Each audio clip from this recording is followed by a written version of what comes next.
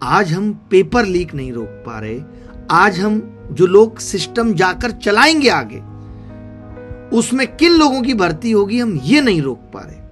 आज का बच्चा अच्छा शिक्षा व्यवस्था पाएगा हम ये नहीं तय कर पा रहे। क्या होगा आगे? कल वही इंजीनियर पुल बना रहा होगा और हमें दिखने लग गया है कि कैसे पुल टूट रहे हैं और कैसा डॉक्टर से इलाज कर रहे हैं, कैसे अफसर कानून लागू कर रहे हैं। क्या हो रहा है आज? आपने नहीं देखा? आपने नहीं देखा कि कैसे पुलिस लोगों पे लाठियां चला रही है?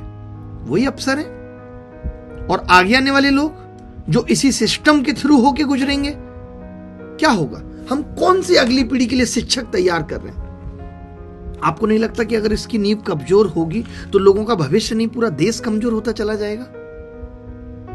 ये बहुत छोटे डर हैं कि पेट्रोल 5 रुपए महंगा हो गया, 5 रुपए सस्ता। डर तो इस बात का है कि क्या आज हम ऊर्जा नीति, परिवहन व्यवस्था, शहरों की योजना में भी दूरदृष्टि लगा पा रहे हैं या नहीं लगा पा रहे?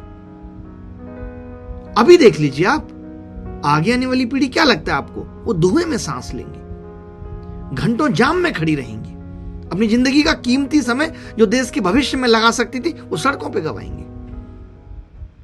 आज आप पेपर लीक देख रहे हैं का मतलब ये नहीं है कि एक नीट की परीक्षा में गड़बड़ हो गई तो लोगों के अंदर इतना क्रोध है। नहीं साहब, इस बात का है कि लोगों का मेहनत से भरोसा उठ रहा है। क्या लगता है आपको? ये सब देख करके बहुत सारे लोग किताबें नहीं छोड़ रहे होंगे कि यार मुझे नहीं पढ़ना। ये चिंता का विषय है, ये डर है कि जब देश का युवा मेहनत पे भरोसा छोड़ दे रहा है, समझ लीजिए कि आप जिसको आप देश की पूंजी कह रहे हैं वो खत्म हो रही है। डर इस बात का नहीं है कि 4 खबरें फला अस्पताल से आ गई, 4 खबरें इस अस्पताल से आ गई, 1 या 2 बार लापरवाही हो गई। डर इस बात का है कि लोगों का आज स्वास्थ्य व्यवस्था से भरोसा उठ गया है। वो हॉस्पिटल जाना नहीं चाहते। वो कहते हैं कि हॉस्पिटल में कुछ भी बीमारी घोषित कर दी जाएगी और इलाज शुरू। बीमारी से मरने का डर से पहले इंसान को यह डर सताने लगा है। डर इस बात का नहीं है आज की किसी मंदिर, मस्जिद, गुरुद्वारे या चर्च में चोरी हो रही है। डर इस बात का ज्यादा है कि लोगों का भरोसा टूट रहा है मंदिरों से, समाज की आत्मा को कमजोर कर रहे हैं हम। डर इस बात का नहीं है कि कोई नेता 1 या 2 बार झूठ बोल रहा है। डर इस बात का है कि समाज झूठ सुनने का आदी होता जा रहा है। लोगों को सब कुछ न्यू नॉर्मल लग रहा है। सच बोलने वाले बहुत कम लोग रह गए। डर इस बात का नहीं है कि बेरोजगारी का एक आंकड़ा बढ़ता जा रहा है। डर इस बात का है कि करोड़ों युवाओं के सबसे अच्छे साल सिर्फ इस इंतजार में निकल रहे हैं जो सोचिए वो देश के लिए योगदान दे सकते थे। यानी हम कह सकते हैं कि जिसको हम देश की बड़ी ताकत कहते हैं वो निराशा में बदल रही है, वो डिसअपॉइंटेड है।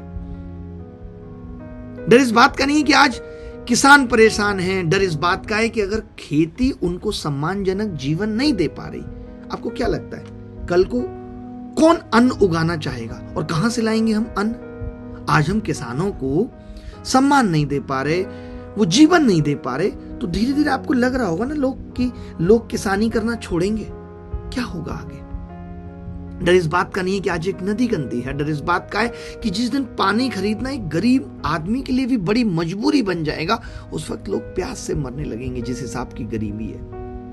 उस दिन ये सब विकास की इमारतें जो हम नए संसद बना रहे हैं सब छोटी पड़ जाएंगी। डर इस बात का नहीं है कि आज सिर्फ एक शहर मुंबई बारिश में डूब जा रहा है। डर इस बात का है कि हम जो ये विकास के नाम पे प्रकृति से खिलवाड़ कर रहे हैं। आपने देखा केरल का वो सीन जहां पे किस तरीके से लैंडस्लाइडिंग हुई। कौन चुकाएगा? इन सब की ब्याज चुकाएगी हमारी आगे आने वाली पीढ़ी। आज आप देखते होंगे युवाओं को कहते हुए सुनते हैं कि नहीं यार मुझे बच्चा नहीं करना।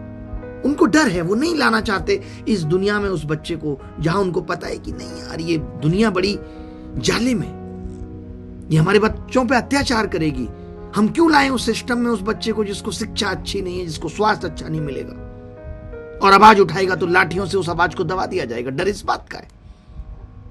और मुझे इस बात का डर नहीं है कि आज लोग मुझसे सहमत हैं, असहमत हैं। मुझे डर इस बात का है कि हम आज एक ऐसे समाज में बदल जा रहे हैं जहां सवाल पूछना गुनाह माने जाने लगा है, देशद्रोह माने जाने लगा है। गलती स्वीकार करना सरकारों की कमजोरी है।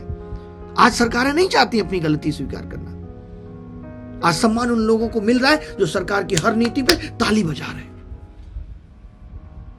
देश इसलिए महान नहीं बनते कि उनका प्रधानमंत्री बहुत ताकतवर है। प्रधानमंत्री के अंदर संवेदनाएं भी होनी चाहिए। देश तब महान बनता है जब उसका हर एक नागरिक जागरूक है, सवाल पूछने की हिम्मत कर पा रहा है। मैं कहना चाहता हूं, सड़कें, पुल, संसद, इमारतें, ये सब कुछ दोबारा बन सकता है, मगर जो ये पीढ़ी का भरोसा टूट रहा है समाज से, सरकार से, इसको बनने में दशकों लगेंगे।